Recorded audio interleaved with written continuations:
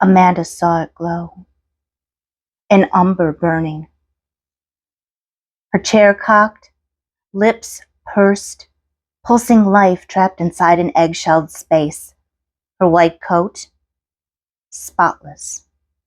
Porcelain polish, she gleamed, glowed.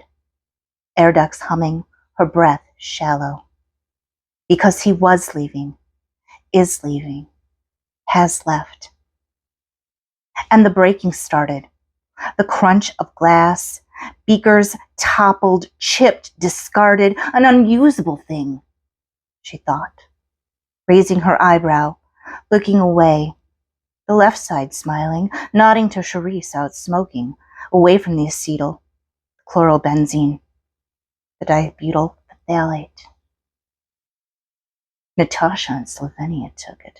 She took it and she liked it. Fucking shrew.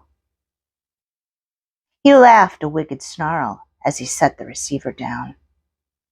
She opened her mouth and swallowed air like chocolate, bloodied fingers covering the breathless gap, fingering the fine, smoky containers filled with forgetting. These little blue ones, shake, shake. They must be working. She stood up, a rusted pinball banging, teasing her way to the exit, the locked door, fumbling the access card, de-access card, dropping it, desperate with thirst for anything but air, aching for it. A toxic deliverance. The door opened, her fingertips smearing juicy patterns, polka-dotting the white flat finish of steel.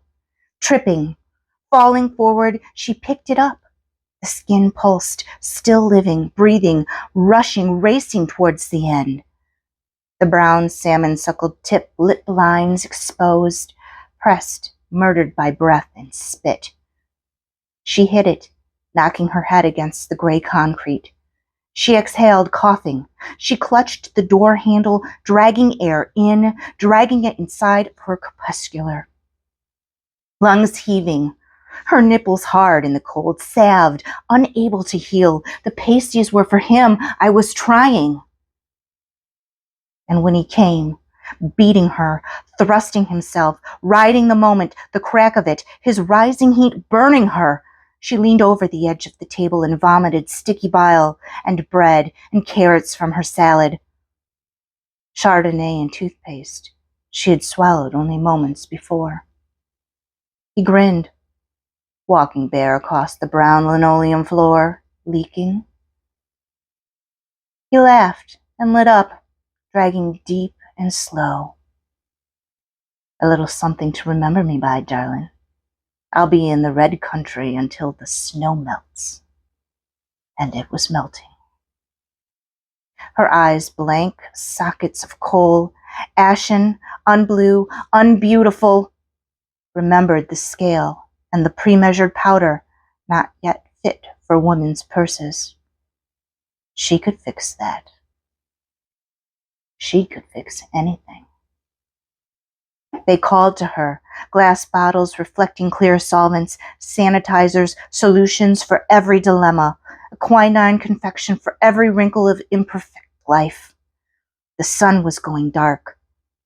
The wind must have blown it out, she thought. The little blue pills were laughing. Everyone had gone. Charisse was gone. She pulled herself up, cupping, cradling, loving the sienna-crusted jewel, not feeling the burning of her skin, the root of it, evanescent tendrils, tainted proof of her divinity. So what? Everything ends.